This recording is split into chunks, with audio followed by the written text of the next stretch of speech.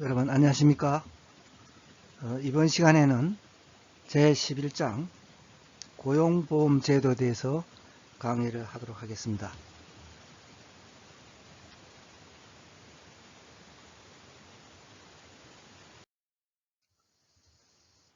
강의 순서는 첫째, 고용보험제도의 의의 및 목적, 그 다음에 두 번째로 고용보험제도의 가입 및 재원과 운영, 그 다음에 세 번째로 고용보험제도의 급여에 대해서 살펴보도록 하겠습니다.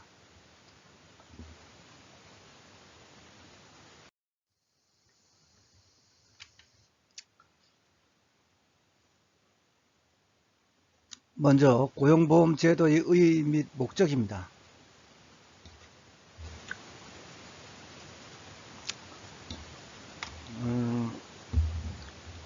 고용보험의 당초에 뿌리는 실업보험이었습니다. 실업보험이라는 것은 실직했을 때, 근로자들이 실직했을 때, 실업자의 생계를 지원하기 위해서 실업급여를 지급했고요. 이것은 사후적이고, 소극적인 사회보장제도 됐죠. 근데 이것이 발전해가지고 이제 고용보험이 되는데요. 고용보험이라는 것은, 그런 조금 전에 말씀드린 실직 근로자들한테 생계 지원하는 그런 실업급여를 지급하는 그 외에 적극적인 조치로 취업 알선을 통한 재취업의 촉진, 또 근로자의 안정 및 고용구조 개선을 위한 고용안정사업, 그 다음에 근로자의 능력개발 등을 상호 연계하여 실시하는 사회보험제도로서 예방적, 어떤 적극적 차원의 어떤 인력 제도적 제도로서의 의미가 있는 것입니다. 그리고 전통적인 의미 실업보험하고 다른 것이죠. 그것을 포함한 어떤 근로자의 재취업 촉진, 이런 거 어떻게 하는 예방적 적극적인 조치다. 그래서 시행 목적을 보면은 첫째, 산업 구조 조정과 경영의 합리화의 촉진입니다. 그래서 고용보험제도는 가속화되는 그런 기술 진보와 시장 여건의 변화에 따라서 잉여 인력이 새로 많이 발생하지 않습니까? 그런 데 대해서 새로운 수요에 부응하는 이런 직업훈련들을 실시하고 재취업을 알선함으로써 원활한 산업구조 조정을 촉진하고 또 동시에 기업의 어떤 경영 합리화를 촉진한다. 이런 의미가 있습니다. 다음에 두 번째로 인력 수급이 보다 원활하게 이루어지겠죠.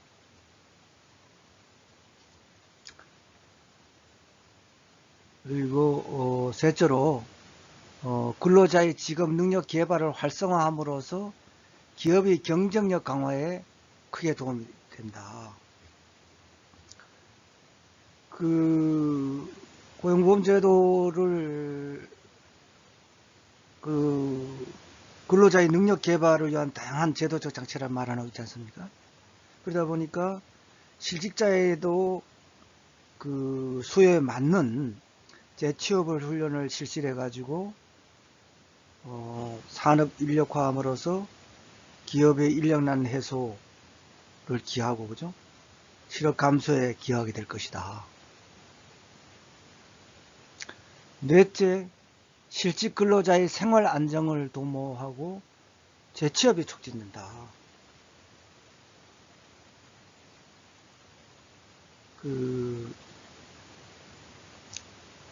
생계를 제도적으로 보장함으로써 생활 안정이 되겠죠. 또 각종 고용 정보를 제공하고 직업 상담 등을 통해서 재취업이 촉진된다. 그래서 산업 구조 조정과 경영 합리화가 촉진 기하고 인력 수급이 보다 원활하게 이루어질 것이다. 그 다음에 근로자의 직업 능력 개발을 활성화함으로써 기업의 경쟁력 강화가 크게 도움이 된다. 당연히 직업 근로자들이 능력 개발이 됨으로써 기업 경쟁력이 강화되겠죠. 또 실직 근로자의 생활 안정을 도모하고 재취업을 촉진시킨다. 이 근로자들한테는 이 네 번째가 가장 피부에 와닿겠죠, 사실은.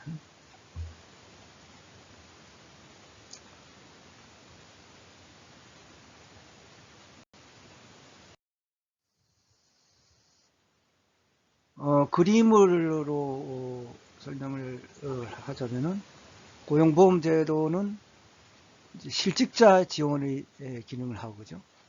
그 다음에 실업 예방 기능하고, 그다음 노동시장 구조조정이 된다.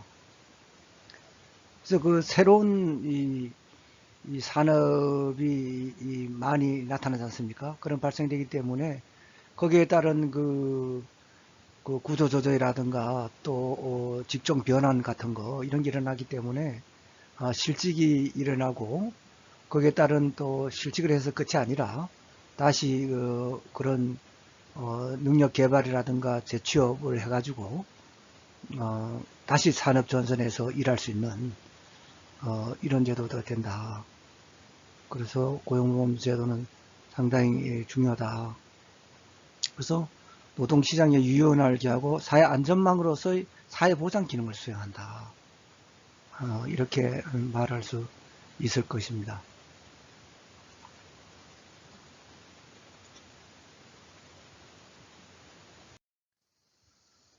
다음은 고용보험제도의 역사와 기능에서 고용보험제도 역사입니다.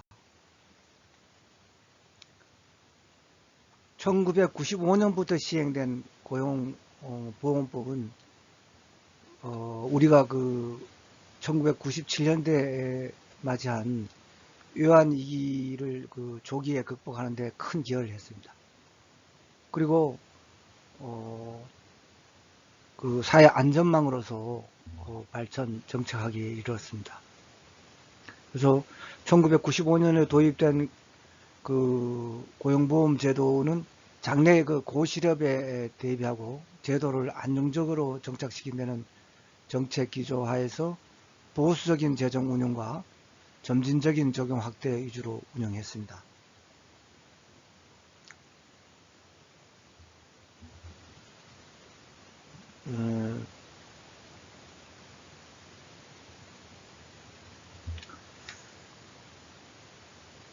그리고 2006년도에는 고용 서비스 그 인프라 확충 사업이 본격적으로 시행되었고 임금 피크제 보존 수당제도, 또 출산 후 계속 고용 지원금, 근로자 능력 개발 카드제 등이 도입됐습니다. 또 2007년도에도 그 고용 서비스 인프라 확충 사업을 착실히 추진했습니다. 그리고 근로자 능력 개발 카드제가 본격적으로 실시되었고요. 또 육아 휴직 급여액 인상, 여성 가장 및 장기 실업자에 대한 창업 점포 지원 사업 신설, 그 다음에 청년 정년 연장 장려금 신설, 그 다음에 청년 신규 고용 촉진 장려금 연장 시행 등 제도 개선이 이루어졌습니다.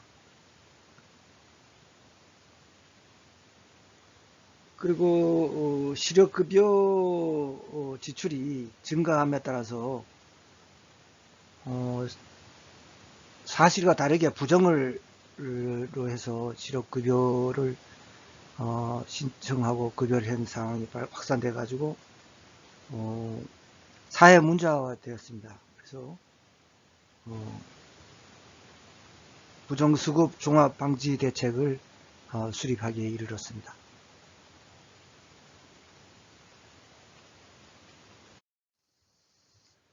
다음은 고용보험 제도의 기능입니다.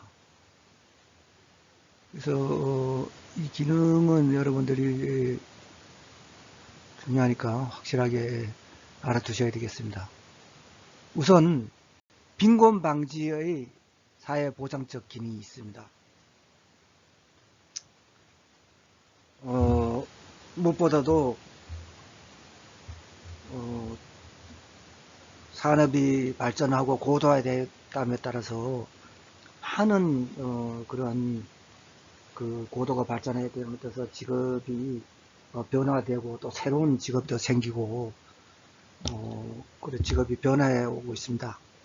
이러다 보니까 또 의도치 않게 근로자들을 실직되는 경우가 있고 그래서 여러 가지 어려운 처지에 떨어지는 경우가 있죠. 그렇기 때문에 고용보험의 가장 중요한 목적은 근로자가 실직당했을 경우에 그 근로자가 실직하면 그 본인뿐만 아니라 그 생계를 같이 하는 가족 구성원들 이 같은 경우에는 굉장히 어려움을 처하게 되겠죠. 그래서 그 대상자들에게 실업급여를 그때 지급함으로써 사회적 빈곤의 증대를 완화시키는 사회보장적 기능을 한다 이거죠. 다음 사회적 연대의 증진 및 정치의 기능입니다. 정치적 기능. 그래서 고용보험이 있음으로 해서 사업자와 근로자가 이제 반반씩 2분 1씩 부담해 가지고 고용보험이 있음으로 해서 고용주가 그 고용 안정을 유지토록 한다 이거죠. 그래서 또 재취업 이런 또 교육도 시키고 능력 개발을 위한 이런 활동도 하기 때문에 고용주가 고용 안정을 유지토록 해가지고 그 실업으로 인한 노사 간 긴장 갈등 이걸 완화시킨 역할을 수행함으로써 사회 구성원들 간의 그 일체감을 높여가지고 그 정치적 안정도 기여하고 또 사회적 연대도 증진시키는 그러한 기능을 하고 있다 이거죠.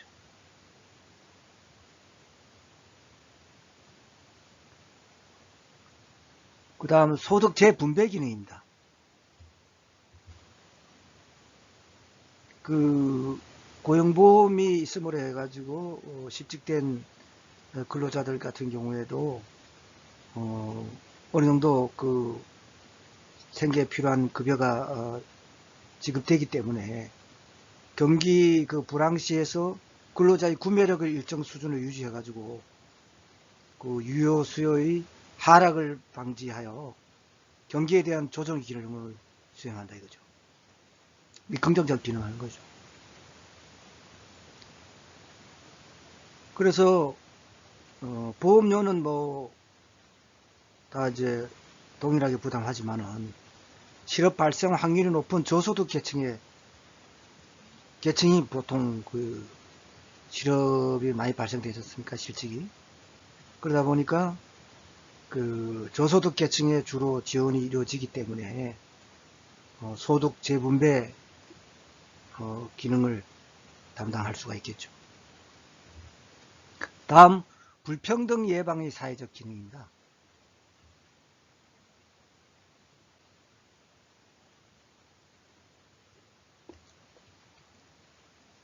실업 발생이 그 저소득 계층에서 주로 일어나지 않습니까? 그렇기 때문에 실업급여를 주고 또 직업 그런 그 변화라든가 그런 데 따른 직업훈련이라든가 재취업 촉진 등의 그런 고용보험 제도는 사회적 불평등의 심화를 예방하는 그러한 사회적 중요한 기능을 담당한다 이렇게 말할 수 있을 것입니다.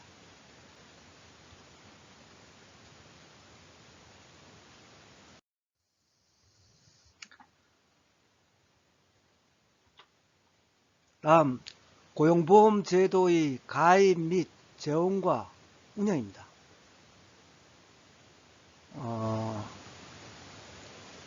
그 적용 대상 같은 경우는 근로자를 고용하는 모든 사업 또는 사업자에 적용됩니다.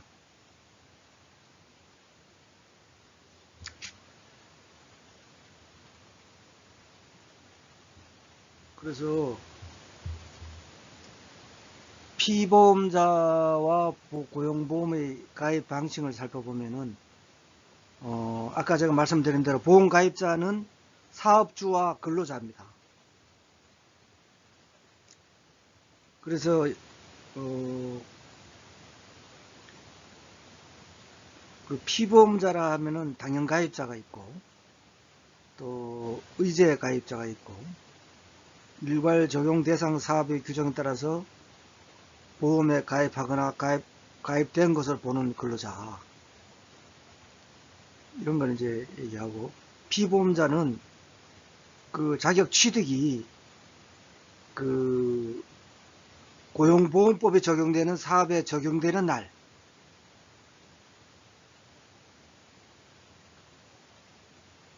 그 고용된 날에 피보험자 자격을 얻을 수 있습니다.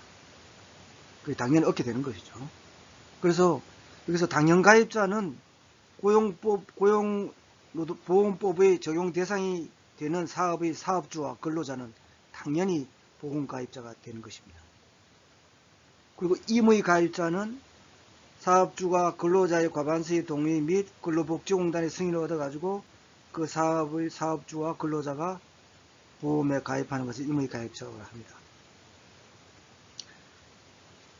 의제가입자는 고용보험의 당연가입자가 되는 적용사업이 사업 규모의 변동, 그리고 산업의 변화라든가 이런 그 경기 변화에 따라서 사업 규모가 변동될 수 있잖아요. 이럴 경우에 그 당연가입의 범위에 속하지 아니하게 된 때, 이런 그 환경 변화를 가지고 당연가입의 범위에 속하지 아니하게 된 때는 그때는 그 사업주 및 근로자는 그 해당하게 된 날부터 임의 가입을 한 것으로 그 간주하게 되어 있습니다. 그리고 당연 가입이 되는 사업의 사업주가 그 당해 사업 중에 피보험자인 근로자를 고용하지 않은 때, 그날부터 1년의 범위 안에서 그 고용하지 아니한 기간 동안에도 보험에 가입한 것으로 보게 되어 있습니다. 그래서 이러한 경우를 의제 가입이라고 하고요.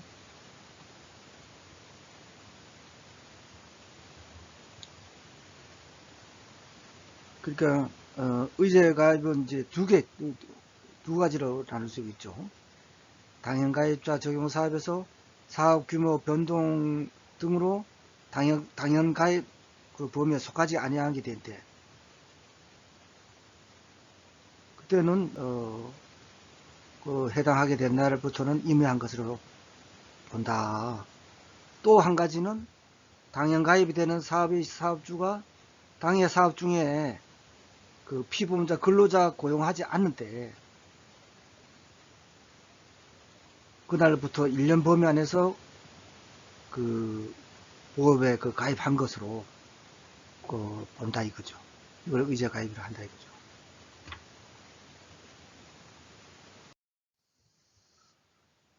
다음은 재원과 비용 부담입니다.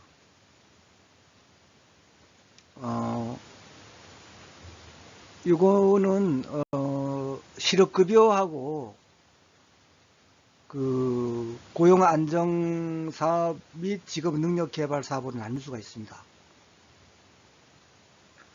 우선 실업급여는 노사가 이제 반반씩 이렇게 부담하는데요. 노사가 반반씩. 여기는 보험료 산정은 피보험자 임금 총액에다가 보험료를 곱하게 되어 있습니다. 그래서 여기는 이제 일용근로자를 제외하는 거고요. 고용안정사업하고 직업능력개발사업은 사업주가 이제 전액 부담하는데요. 이거는 피보험자 일용근로자를 포함한 것이고 임금 총액에다가 보험료를 곱합니다. 그래서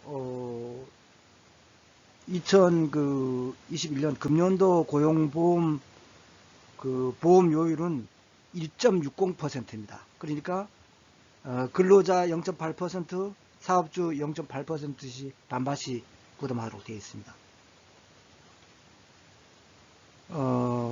다만 특수 형태의 근로자, 특고라고 보통 이제 부르는데요. 그 택배 기사라든가 뭐 학습지 이런 강사, 교사 등 뭐 방과후 강사 뭐 이런 사람들인데요. 이거 이제 새로 생겼는데 이런 같은 경우는 고용보험료율이 1.4%로 지금 현재 책정되어 있습니다. 금년에. 그래서 그런데 7월 1일부터 금년 7월 1일부터 이제 시행하게 이렇게 되어 있는데요.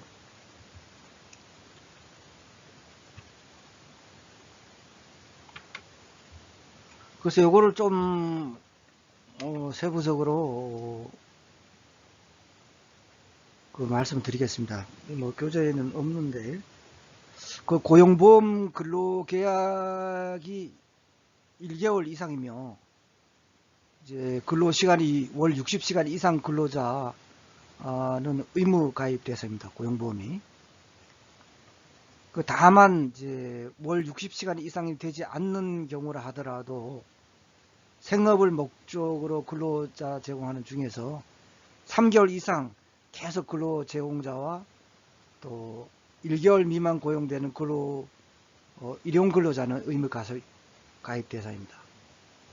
그래서 고용보험은 나이 제한은 없으나 65세 이후 새로 가입은 불가능합니다. 그래서 단 65세 이후 새로 고용된 자는 고용 안정 및 직업 능력 개발 사업 이거는 이제 적용받을 수 있어요. 그런데 실업급여는 적용이 제외된다 이거죠. 65세 이상. 그리고 또 제외되는 게 또 뭐가 있느냐. 월간 이제 소정의 근로시간 60시간 미만 근로자하고 또 공무원, 사립학교 교직원 연금법 적용자, 그 다음에 별채무 우체국 직원 이런 경우에는 고용보험 적용 대상 근로자에서 제외하고 있습니다. 그래서 적용 대상은 제가 말씀드렸지만은 1인 이상의 근로자가 있는 사업주는 의무적으로 고용보험에 가입하도록 되어 있는데요. 이제 1998년 10월 1일부터 이게 적용됐습니다. 그 다음에 또 적용 제외로 농업이라든가 임업, 수료법 중 법인이 아닌 자가 상시 4인 이하의 근로자를 사용하는 사업, 또 가구 내 고용활동, 또 달리 분류되지 아니한 자가 소비 생산 활동을 하는 경우는 제외된다 이거죠. 그 다음에 이제 공사금액 2천만원 미만의 공사, 또 연면적 100제곱미터 이하 건축물 건축하는 거, 연면적 200제곱미터 이하의 건축물 대수선 공사 이런 같은 경우는 적용을 제외하도록 되어 있습니다.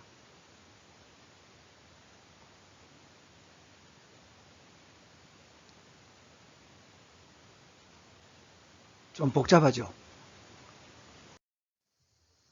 이 수치가 많이 나오기 때문에 이거는 이제 최신 이렇게 통계로 교수가 이렇게 작성한 겁니다. 그래서 이 교재는 잘 고쳐놓지 않아 가지고 그런데 최신 이거 통계로 제가 다 이렇게 정리를 했습니다. 그리고 참고해 주시고요. 그래서 이런 통계는 계속 이렇게 바뀌니까요. 그래서 재원과 비용 부담에서 업무 처리 기관 보험 사업별로 보험료를 보면은 사업주가 부담하는 고용 안정이라든가 직업 능력 개발 사업 같은 경우에는 150인 미만 기업 같은 경우에는 보험료가 금년 0.25%입니다. 또 150인 이상 우선 지원 대상 기업은 0.45%인데요. 여기서 우선 대상 기업이란 것은 제조업 500인 이하, 그 다음에 광업 300인 이하, 건설업 300인 이하, 이런 것이 우선 지원 대상 기업이 되겠습니다. 이는 이제 0.45%를 보험료가 책정되어 있고요. 150인 이상 1000인 미만 기업 같은 경우에는 보험료가 0.65% 적용하게 되어 있고, 1000인 이상 기업이라든가 국가 지방자치단체 이런 0.85%로 보험료가 책정되어 있습니다. 그래서 국가 지방자치단체는 뭐 주로 공무원들입니다만은 공무원을 제외한 일반 근로자들이 있을 수 있습니다. 채용해서. 그런 같은 경우를 대비해서 이런 고용 안정, 직업 능력 개발 사업에 보험료를 책정해 나왔습니다.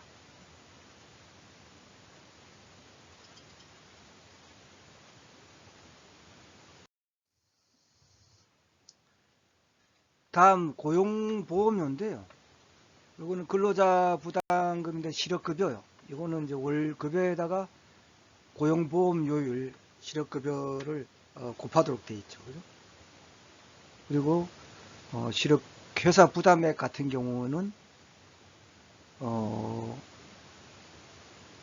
실업급여에다가 반반씩 부담하니까 근로자하고, 그 다음에 고용안정 직업능력개발 사업 요율을 합산한 금액이 되겠죠.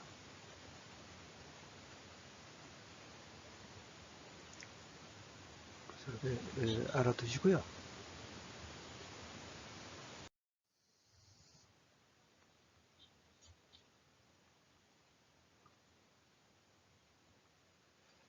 다음 이제 고용노동부에서 고용지원센터의 관련 업무를 이제 표로 작성해 놨는데, 우선 이제 피보험자 관리 업무를 해서 피보험자 관리 관련 이제 신고, 취득이라든가 또 상실, 점검 변경 시에, 또 피보험자 자격 확인 청구, 또 피보험자 관리 하도급 사업주 신고, 이런 업무를 하고, 두 번째로 고용 안정사업 관련 업무로 중소기업 근로시간 단축 지원금 신청, 교대제 전환 지원금 신청, 중소기업 고용 환경 개선 계획 신고 및 지원금 신청 등을 하고요. 고용 유지 조치 계획 신고 및 지원금 신청, 그 다음에 전직 지원 계획 신고 및 장려금 지원, 재고용 장려금 신청, 고령자 고용 촉진 장려금 신청, 신규 고용 촉진 장려금 신청, 중장년 훈련 수료자 채용 장려금 신청, 건설 근로자 퇴직 공제 부금 지원 신청, 이런 것도 하고요. 그 다음에 세 번째는 실업급여 관리 업무, 이런 것도 하고요. 실업급여 관련 신고하고, 또 수급자 신청 및 실업 인정을 신청하는 거, 또 모성보호 관리 업무, 산전의 휴가급여 신청, 육아휴직 같은 거, 또 직업 능력 개발 관련 업무, 좀 전에 이제 학습했지 않습니까?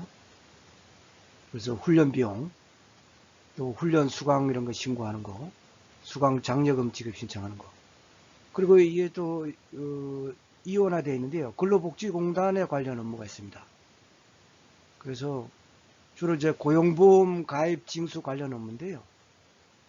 그 보험관계의 성립 그런 소멸 변경 그런 신고, 고용보험 일괄 적용 관계 신고 신청, 고용보험 성립 관련 하수급인 사업주 인정 승인 신청, 또 고용보험 기준 임금 적용 신고, 또 고용보험 고용안정사업 및 직업능력개발사업의 가입, 또 기타 고용보험 대리인 선임 신고, 이런 게 있습니다. 그리고 보험료 보고 납부, 또 감액 조정하고, 보험료 조사 징수하고 고용보험 사무조합 인가와 관련된 업무를 근로복지공단에서 하고 있습니다.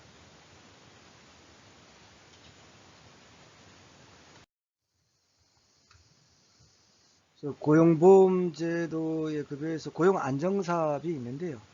주로 어떤 게 있는지 한번 살펴보도록 하겠습니다.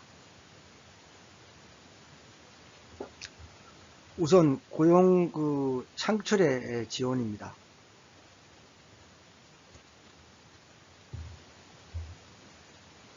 고용노동부 장관은 고용 환경을 이제 개선하고요. 근무 형태 변경 등을 통해서 고용의 기회를 확대한 사업에 대해서 지원을 할 수 있도록 규정하고 있습니다. 다음 고용조정의 지원인데요. 경기가 변동됐을 때, 또 산업구조의 변화 등에 따라서 사업 규모가 축소되거나 폐지, 전환을 위해서 고용조정이 불가피하게 될 때, 근로자에 대한 휴업, 그죠? 또 근로자의 직업 전환에 필요한 직업 능력 개발 훈련, 또 인력의 재배치를 실시하는 등, 또 근로자의 고용 안정 조치를 취하기 위해서 지원하는 것이죠.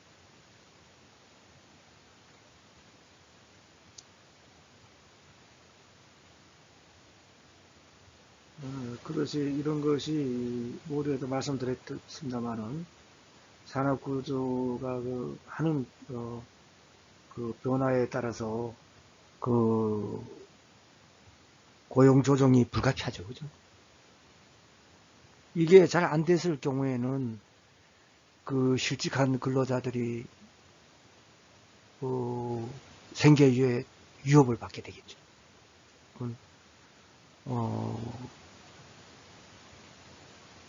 큰 사회적 문제로 대두되는 경우가 있습니다.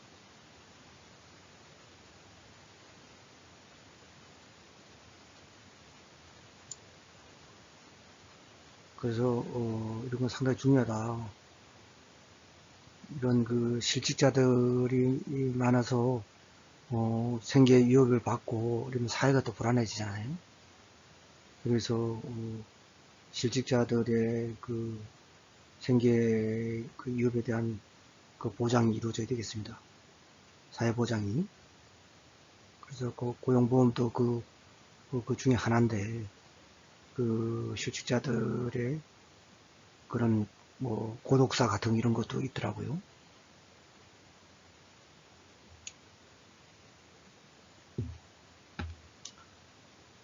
다음은 지역 고용의 촉진입니다.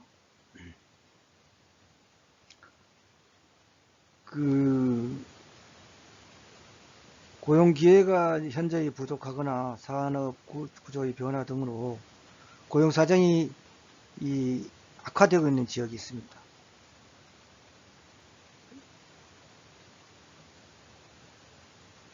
그래서 그런 지역으로 고맙게 사업을 이전하는 경우, 또 그러한 지역에서 사업을 신설하거나 증설함으로써 그 당해 지역의 실업 예방이라든가 재취업 촉진에 기여한 사업주, 이런 데 대해서는 지원한다 이거죠.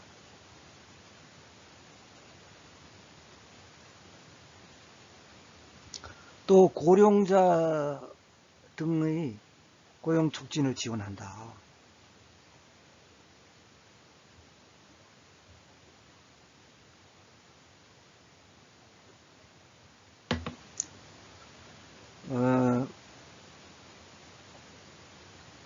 고령자 같은 경우 취업이 이제 곤란하고 그렇지 않습니까? 또 불가피하게 고령자지만 또 노후 준비가 안 되고 생계가 더 어려운 같은 경우에는 또 근로를 해야 되는 불가피한 상황이 있거든요. 그래서 이런 그 고령자에 대해서 취업이 곤란한 자를 위해서 국가에서 그 고용을 촉진하기 위해서 고령자 등을 새로 고용하거나 기타 이들의 고용 안정에 필요한 조치를 지원할 수 있도록 했습니다.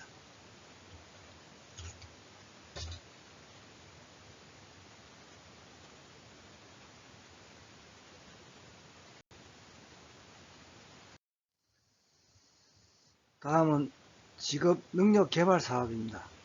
그래서 어떻게 지원을 하는지 거기에 대해서도 알아보도록 하겠습니다.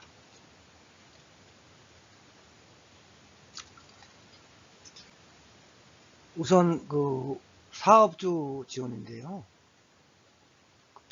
피보험자 등의 직업 능력을 개발 향상하기 위해서 직업 능력 개발 훈련을 실시하는 그 사업주에 대해서 훈련에 필요한 그 경비를 지원한다 이거죠.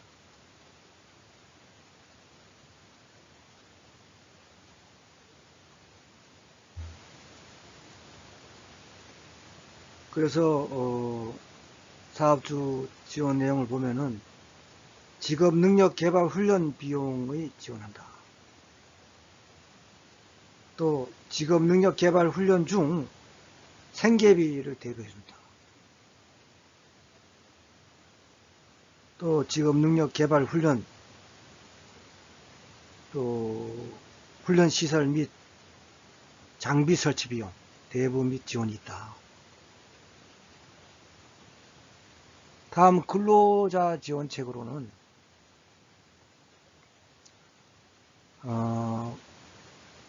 근로자 지원으로는 피보험자 등이 직업 능력 개발 훈련을 받거나 또 직업 능력의 개발 향상을 위해서 노력하는 경우에 필요한 경비를 지원한다. 또 피보험자 등의 취업 촉진을 위한 직업 능력 개발 훈련을 실시할 수 있다.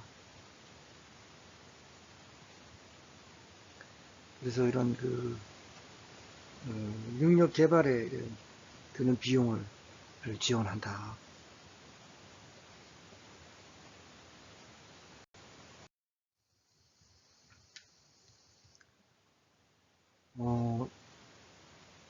다음 이제 시력급여입니다.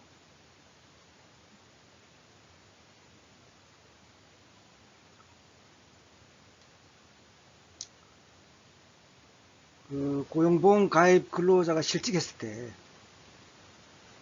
그 재취업 활동을 하는 기간에 소정의 급여를 지급함으로써 그 생계 불안을 극복하고 생활의 안정을 도와주며 재취업의 기회를 지원해 주는 제도입니다.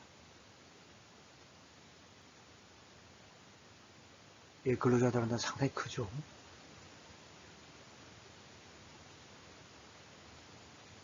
그래서 실업급여 같은 경우는 뭐 단순히 위로금이나 고용보험료로 뭐 반을 그 아까 납부한다 했지 않습니까? 그 대가로 지급되는 것이 아닙니다. 그런 그 실직이라는 그런 말할 수 없는 그런 생계 위협에 처했을 때 이게 없다면 얼마나 막막하겠습니까? 그래서 취업하지 못한 기간에 대하여 적극적인 재취업 활동을 한 사실을 확인해서 실업 인정을 하고, 그래서 실업급여 중에서 구직급여는 퇴직한 다음 날부터 12개월을 경과하면 안 됩니다. 그래서 12월이 경과하면은 소정의 급여 일수가 남아 있다고 하더라도 더 이상 지급받을 수가 없고 하니까 유예되고, 실업급여 신청 없이 재취업했다 그러면 지급받을 수 없습니다. 그렇기 때문에 퇴직 즉시 신청을 해야 합니다. 그 중에서도 가장 큰 그 구직급여가 있습니다. 구직급여가 있는데, 구직급여는 실직전 그 18개월 동안에 고용보험이 적용되는 사업자서 근무기간이 180일 이상인 사람이 그 개인 사정, 뭐 자기 자영업을 한다든가 뭐 전직을 한다든가 해서 자기 사정에 의해 가지고 스스로 그걸 이직하거나 이런 본인의 중대한 잘못으로 해고되는 경우, 이때는 또 안 돼요.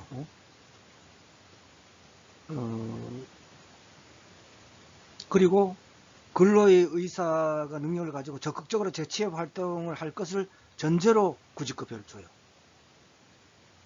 얼마를 주느냐? 퇴직 전 평균 임금의 60%를 줍니다. 교재는 뭐 50% 되는데 60%로 올랐어요. 거기다가 소정의 급여일수로 곱해가지고 주게 되어 있습니다. 그래서 2019년 10월 1일 이전에는 이게 교재처럼 50%가 맞는데 그 이후는 60%가 됐습니다.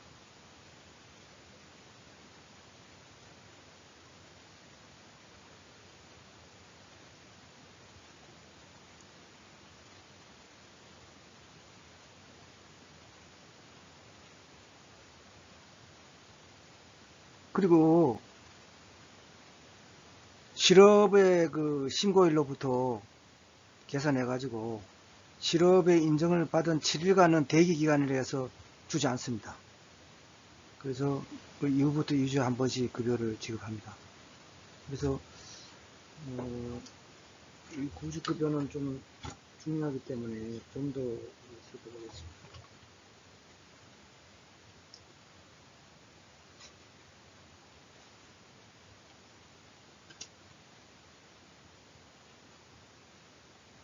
그리고 그 수급 자격의 그 제한 사유가 있습니다. 제한 사유가 있는데요. 이게 1억 여기만 해당되는 경우에는 이 수급 자격이 없는 것으로 되는 거죠. 뭐냐? 중대한 귀책 사유로 그 해고된 피보험자 같은 경우는 수급 자격이 없습니다. 즉, 형법 또는 직무와 관련된 법률을 위반해서 금고 이상의 형을 선고받은 경우.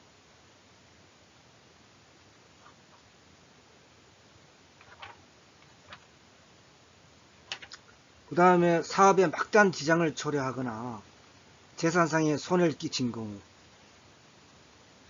또 정당한 사유 없이 근로계약이나 또 취업규칙 등을 위반해서 장기간 무단결근한 경우, 이런 경우에는 이제 없는 것이고요. 또 자기 사정을 이직한 피보험자 중에서 전직 또는 자영업을 하기 위해서 이직한 경우,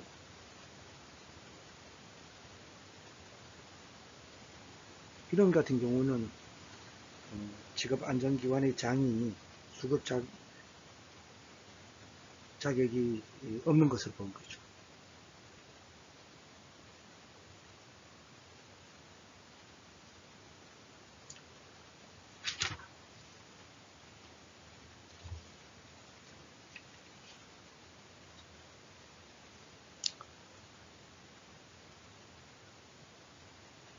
다음 이제 취업촉진수당 중에서 조기 재취업수당, 직업능력개발수당, 광역구직활동비, 이주비 이런 게 있고, 연장급여로 훈련 연장급여, 개벌 연장급여, 특별 연장급여가 있고 상병급여가 있습니다. 그 취업촉진수당 이런 데에서는 뒷부분에서 설명을 하도록 하겠습니다. 구직급여는 이제 두 개로 표를 만들어 봤는데, 그 이직일이 2019년 10월 1일 이후는 이렇게 바뀌었습니다. 그 수급기간이 50세 미만하고 50세 이상 및 장애인으로 갈라가지고 아래 표와 같이 이런 그 소정급여일수로 정해놨습니다. 그래서 여기 연령 퇴사 당시에 만 나이인데요. 또 장애인은 수급 자격 신청일 당시 장애인 고용 촉진 및 직업 재활법에 따른 장애인으로 등록되어 있어야 합니다. 그래서 구직급여의 수급기간이다. 그래서 참고적으로 알아두시고요.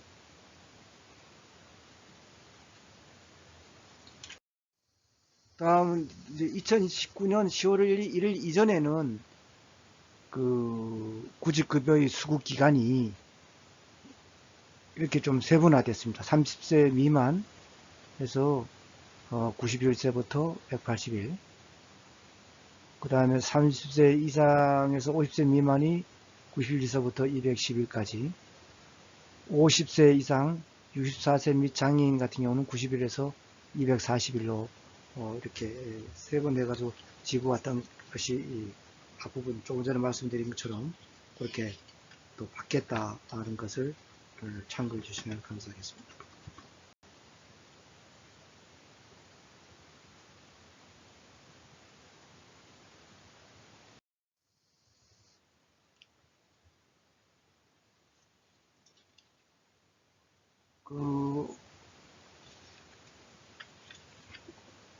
그러면은 급여를 신청 방법, 실업급여 이런 걸 어떻게 하는지 그거에 대해서 잠깐 또 학습을 하도록 하겠습니다.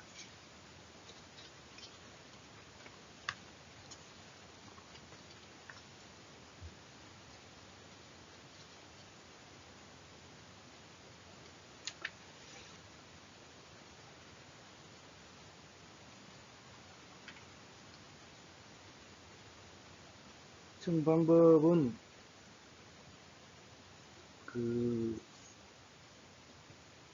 즉 실업급여 수급 자격 요건을 갖춰진 즉시 주민등록증이나 운전면허증 이런 신분증을 가지고 거주지 관할 고용지원센터에 방문해서 실업신고를 해야 합니다. 그리고 둘째는 직업안정기관에 구직 신청을 해가지고 구직 등록 필증을 받은 후 수급 자격 인정 신청을 작성해 제출하면 됩니다.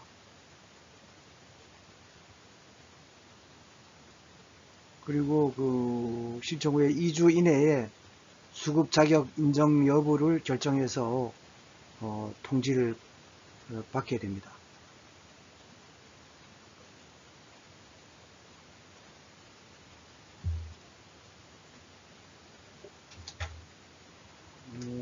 이제 더 좀 말씀드리면은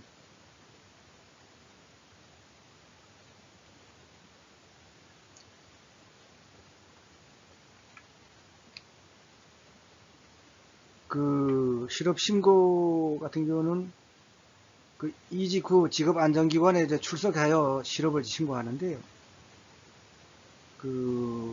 이때는 구직 신청과 또 수급 자격의 인정 신청을 포함해야 됩니다. 그래서 이때 이직 전 일일 소정 근로시간 또 피보험 단위 기간 이런 걸 확인할 수 있는 서류를 이직 확인서라 그럽니다. 법에 이거를 이제 이직하기 전 사업주에게 발급을 요청할 수 있습니다. 실업을 신고하는 사람이. 그럴 경우에는 사업주는 이직 확인서를 의무적으로 발급해 줘야 됩니다.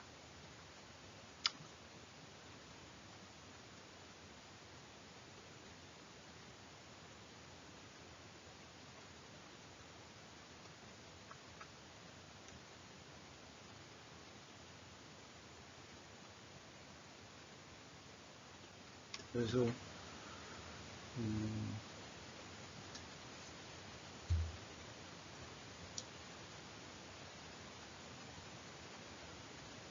그리고 수급 자격이 인정된 경우에는 실업신고일로부터 1주에서 4주 범위 내에서 그런 직업안정기관이 장이 지정한 날에 출석해가지고 실업 인정을 받으면 실업급여를 받을 수 있습니다.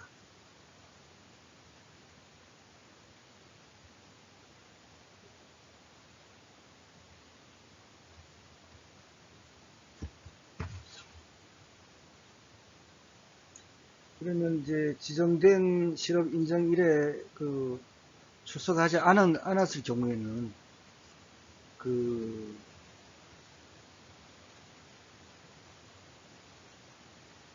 실업급여를 지급할 수 없는데요. 특히 이제 지정된 실업 인정일에 출석하지 않는 경우는 단순히 실업급여 지급이 연기되는 것이 아니고 실업 인정을 받지 못한 일수만큼 소송급여가 일수가 줄어든다는 점에 유의해야 됩니다.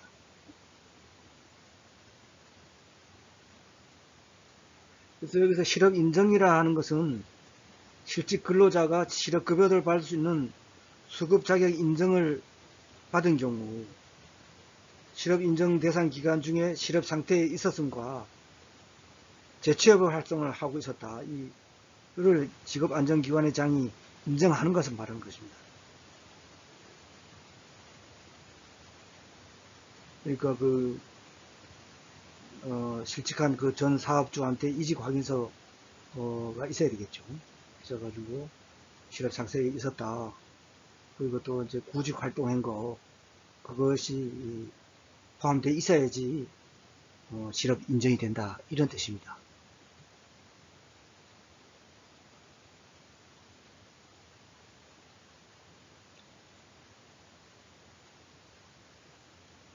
그래서 직업안정기관의 장도 수급 자격 그런 인정 여부를 결정하기 위해서 필요하면은 보통 이렇게 많이 한다 그래요. 신청이 이직하기 전 사업주한테 이직 확인서를 제출 요청할 수 있어요. 직업안정기관의 장도. 이때도 사업주는 당연히 보내줘야 됩니다.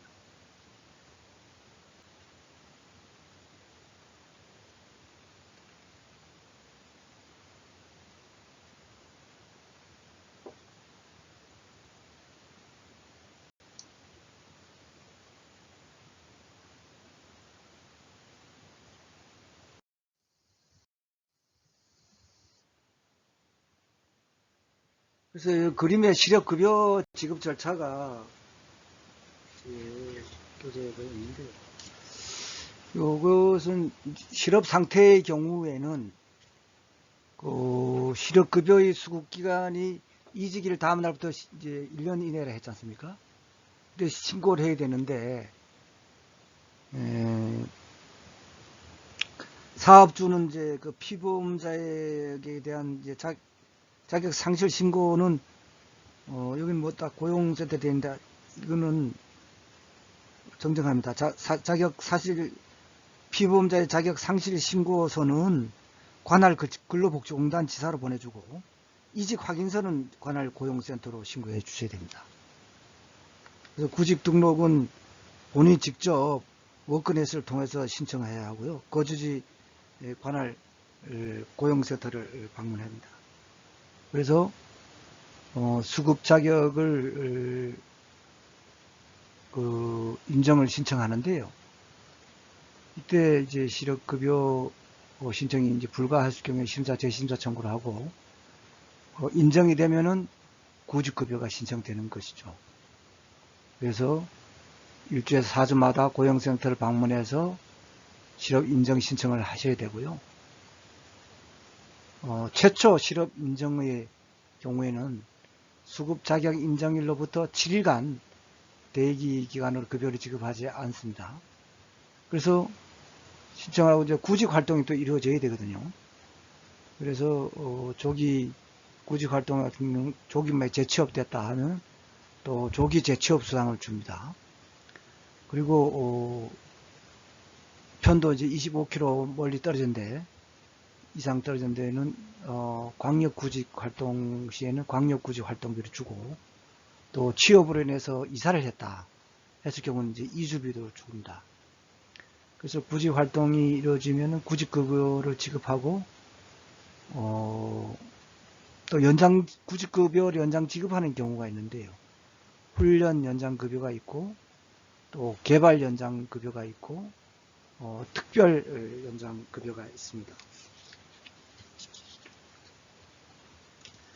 그래서 세부성 사항을 한 번 더 학습하도록 하겠습니다. 우선 실업급여의 취업촉진수당의 조기 취업, 재취업수당, 직업능력개발수당, 광역구직활동비, 이주비가 있는데요. 이거를 좀 학습하도록 하겠습니다.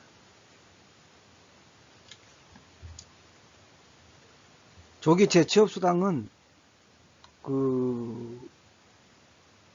대기기간이 이제 지난 후에, 그죠? 지난 후에 대기기간은 뭐 7일간 안 된다 그러니까. 지난 후에 재취업한 날의 전날 기준으로 자녀 소정급여 일수가 2분의 1 이상 남았다. 그리고 거기에 플러스 재취업한 경우.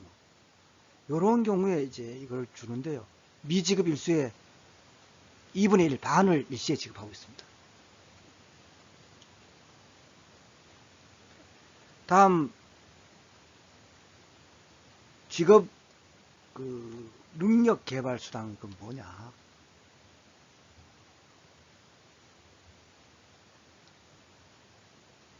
지방노동관서장이 지시한 직업능력개발 훈련을 받은 경우에 거기에 필요한 교통비라든가 식대비 이런 거를 지원한다 이거죠.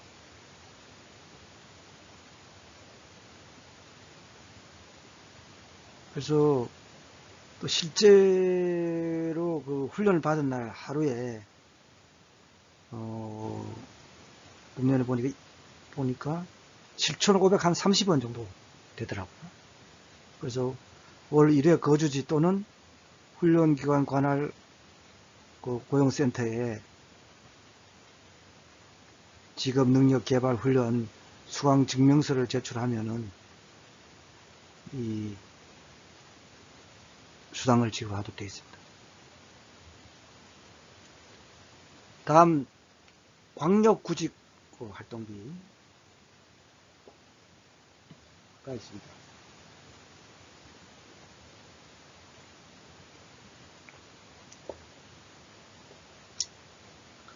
이런 같은 경우는 자신이 살고 있는 지역에 재취업하기 어려운 경우가 많지 않습니까? 그죠?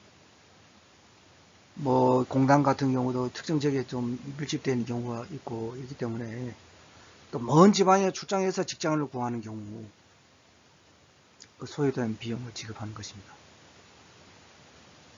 아까 말씀드린 대로 편도 25km 이상 떨어진 곳에 있는 회사에 구직 활동할 때 지급할 수 있다. 요거는 이제 공무원 여비 규정에 의해 가지고 숙박비, 교통비를 지급하는데요. 이거는 이제 광역 구직 활동이 끝난 날부터 14일 이내에 관할 고용센터에 광역 구직 활동비 청구서를 제출해야 한다. 다음 이주비가 있습니다. 수급 자격자가 취직으로 거주지를 이전하거나 지시한 훈련을 받기 위해서 이사를 해야 할 경우에 이사 비용을 지급할 수 있다 이거죠. 이건 이제 공무원 여비 규정에 따라서 실비를 지급하고 있습니다.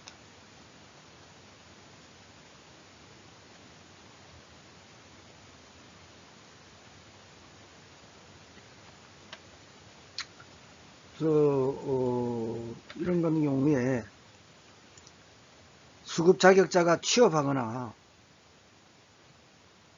또 직업안전기관장이 소개한 직업능력 개발 훈련 등을 받게 된 경우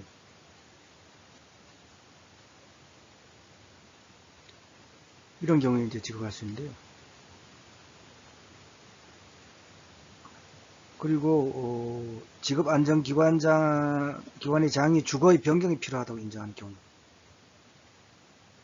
다만 여기서 1년 미만의 근로계약 기간을 정하여 취업하는 경우에는 이주비를 지급하지 않습니다.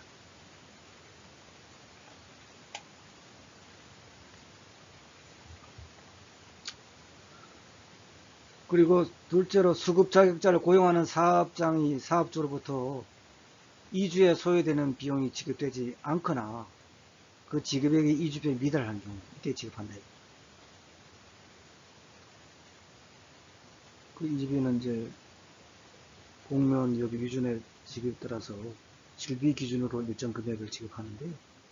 청구 및 지급 절차는 첫째, 수급 자격자가 이주비를 이제 받을 거 할 경우에는 그 고용보험 이주비 청구서라고 있어요. 여기에 사업 쪽에 확인을 받아가지고 수급 자격증을 첨부하여 제출하도록 되어 있습니다. 그리고 이주비 청구서는 이주한 날부터 14일 이내에 새로운 거주지를 관할하는 고용센터에 제출해야 합니다.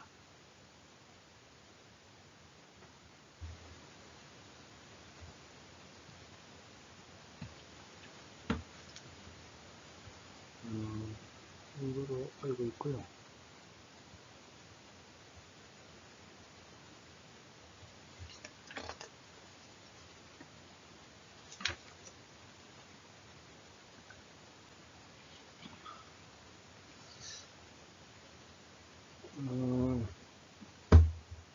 여기서 그 고용보험에 대해서 좀 지루하니까 예화를 한번 들어서 설명을 하도록 하겠습니다.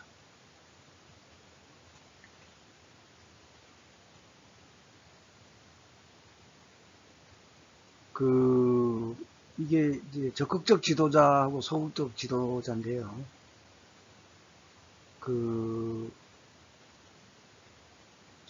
어느 사회에서나 지도자는 소극적 지도자가 있고 적극적 지도자가 있지 않습니까? 그래서 소극적 지도자 같은 경우는 어떤 일이 발생하지 않기를 바라면서 기존의 형태를 그대로 가져가고 대체로 유사한 사례가 있는지를 살펴가지고 조금이라도 위험성이 있으면 이를 실시하지 않으려는 의도를 가지고 있다 이거죠. 반면에 적극적 지도자는 어떻게 하냐? 기존의 형태가 분명 잘못된 점이 있다면은 이를 과감히 없애거나 수정하고 새로운 방식의 제도를 도입하는 데 주저함이 없겠죠. 그래서 이를 그렇게 해서 추진하고 또 그 결과에 대해서 책임을 또 스스로 지고 있죠.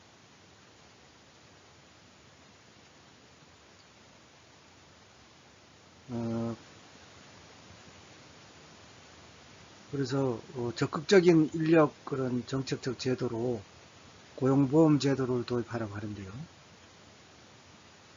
그 전통적 의미의 그 어떤 실업보험 사업 외에 적극적 그 취업 발전을 통한 고용 안정,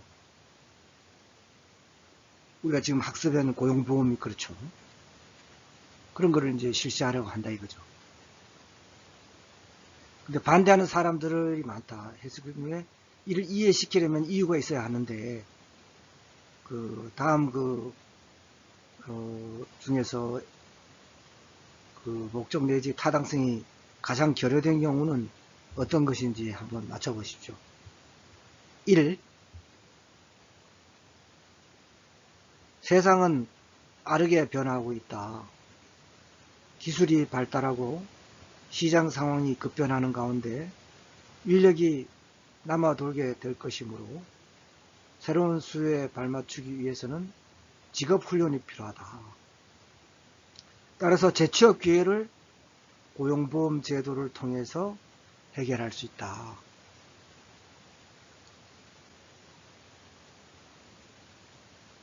맞는지요? 다음 두 번째.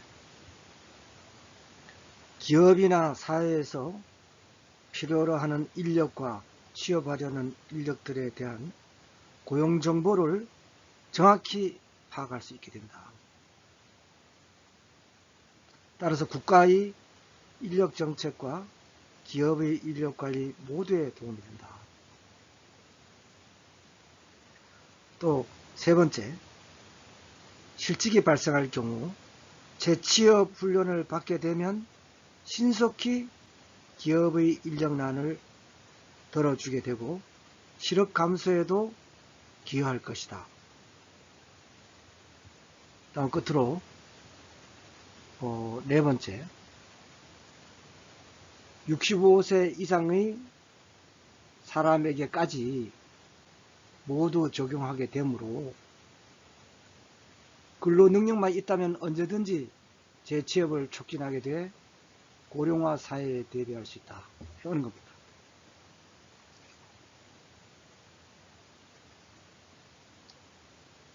(4번이) 틀렸죠. 65세 이상은 이제 고용보험 새로 들어오는 거는 안 되지 않았다고 제가 강의를 했지 않습니까? 그죠? 그래서 4번이 됐는데, 1번, 2번, 3번 같은 경우는 상당히 고용보험 제도를 실시하는 목적이나 그 타당성에 부합하죠.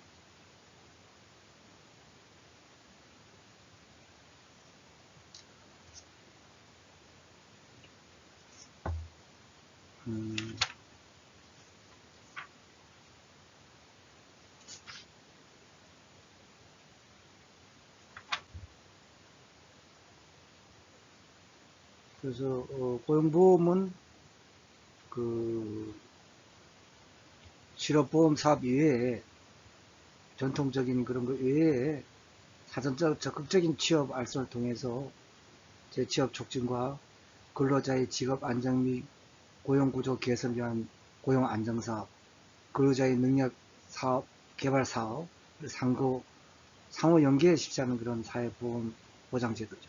사회보장 그런 보험인데, 그래서 이 같은 경우는 예방적이고 적극적이고 그런 인력 정책적 성격을 가진 제도를 할 수 있을 것입니다.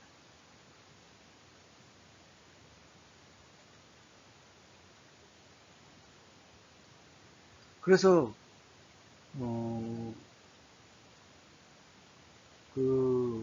고용보험 제도 같은 경우는 기술이 지금 빠르게 발전하고 시장 여건의 변화가 일어남에 따라서 그 잉여 인력에 대해서 새로운 그 수요에 알맞는 직업 훈련을 실시하고 또 재취업을 도와주기 때문에 산업 구조 조정을 원활하게 달성하고 기업의 경영 합리화에 도움을 주게 된다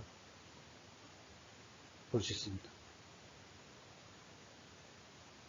또 직종 간 지역 간 인력 수급 상황과 각종 고용 정보를 이제 파악할 수 있게 되고 정확히 인력 풀을 가동해 가지고 국가의 인력 정책 수립과 기업의 인력 관리에도 도움을 준다 이거죠. 또 기업에 대해 인력난을 덜어주게 되겠죠. 당연히. 또 실업 감소를 달성해 가지고 그런 그 실직 근로자들에게 생계를 제도적으로 보장하고 그렇기 때문에 생활 안정이 도모되겠죠. 또 고용 정보를 제공하고 직업 상담을 실시해 가지고 재취업을 촉진하게 되겠죠. 그렇기 때문에 고용보험은 결국 그 노동력 유지와 실업 예방,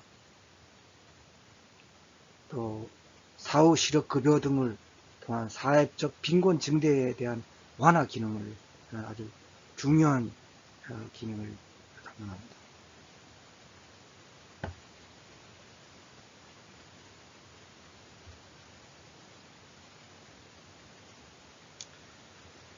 그리고 참고적으로 그 4대 보험 가운데 지금 고용보험이 가장 늦게 도입됐는데요. 물론 이제 그 이후에 지금 5대 보험이라 하는 그 노인 자기 그 보험 2008년에 이제 시행되면서 제5의 사회보험이 되긴 됐습니다만, 약간 4대 보험 중에서는 제일 이렇게 도입됐죠. 보험이. 이 정도 알아두시고요.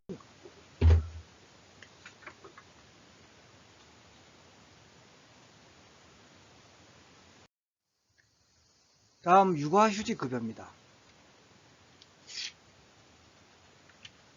휴직 급여인데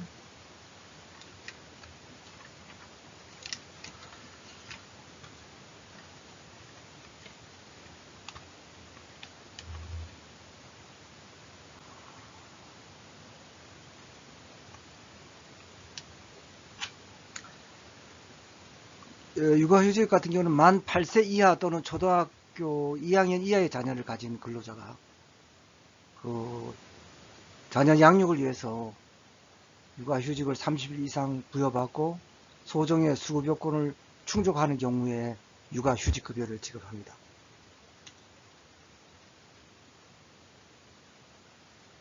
그래서 지급은 육아휴직 시작일부터 3월까지 3개월까지는 통상 임금의 100분의 80을 지급합니다. 그리고 그 이후 4개월째부터 종료일까지는 통상 임금의 100분의 50을 지급합니다. 이렇게 되어 있는데 그 상한액도 하한액이 있습니다. 그 시작일부터 3개월까지는 상한액이 월 150만원, 하한액은 월 70만원 이렇게 되어 있습니다. 육아휴직 4개월째부터 종료일까지는 상한액이 월 120만원, 하한액은 월 70만원으로 똑같습니다.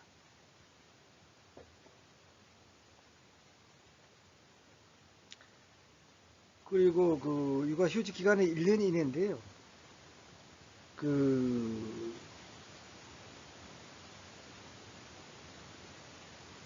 2020년 2월 28일부터는 부부가 동시에 육아휴직 신청이 가능하도록 되어 있습니다.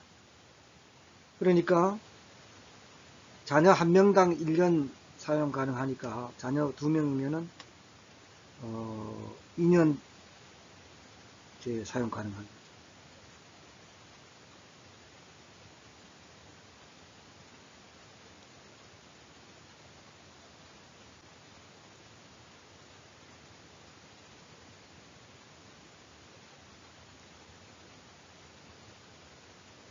그러니까 사업주로부터 30일 이상 육아휴직을 부여받아야 되고 육아휴직 개시 이전에 피보험 단위 기간이 모두 합해서 180일 이상이 되어야 됩니다. 피보험 단위 기간이.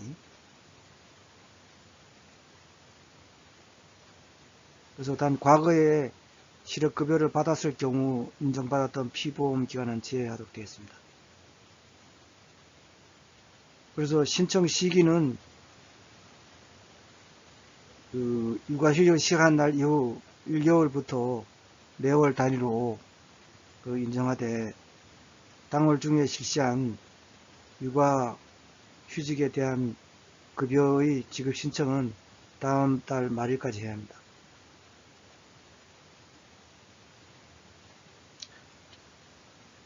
그리고 육아휴직급여 신청 시 이제 구비 서류는 이제 교재에 있는 바와 같고요. 다음은 출산 전후 휴가 급여가 있습니다. 이거는 이제 임신 중의 여성에 대해서는 출산 전과 출산 후 90일의 출산 전후 휴가를 주되 휴가 기간의 배정은 출산 후에 반드시 45일 이상이 확보되도록 부여해야 됩니다.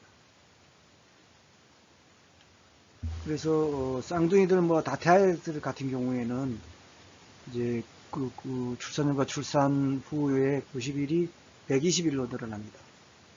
그리고 출산 후에 그 45일 이상 그 배정되는 것도 부여되는 것도 다태아일 경우에는 60일 이상이 확보되도록 부여하도록 그렇게 되어 있습니다.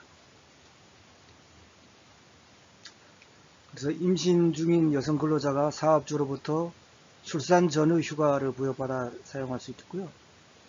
그 출산 전후 휴가가 끝난 날 이전에 고용보험, 피보험 단위 기간이 통산에 180일 이상이 되어야 됩니다. 그리고 그 시작한 날 이후 휴가 1개월부터 휴가가 끝난 날 이후 12개월 이내에 신청해야 되고요. 그리고 지급액을 조금 말씀드리면은 출산 전후 휴가 기간 중 우선 지원 대상 기업은 90일분, 또 대규모 기업일 경우에 최초 60일은 사업주가 하고 그 이후 30일은 고용보험에서 지급하도록 되어 있습니다. 그 외에 기업은 30분에 대해서 근로기준법상 통상임금에 상당하는 금액을 지급하는데요.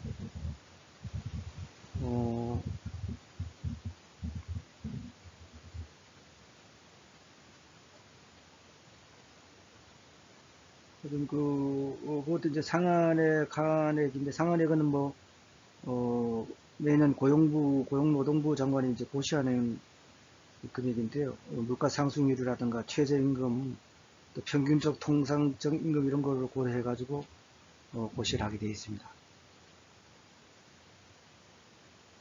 그리고 하한액은 이제 통상임금이 최저임금에 미달하는 경우에는 최저임금액을 이제 지급하도록 그래 해놨습니다. 그래서 그거는 이제 참고를 해주시고요.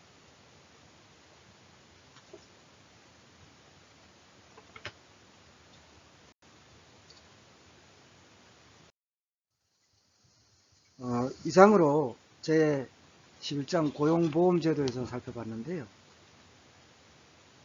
이번 주 퀴즈는 고용보험제도의 기능 4가지는 무엇인가입니다. 이거를 여기서 메일로 보내주시면 감사하겠습니다.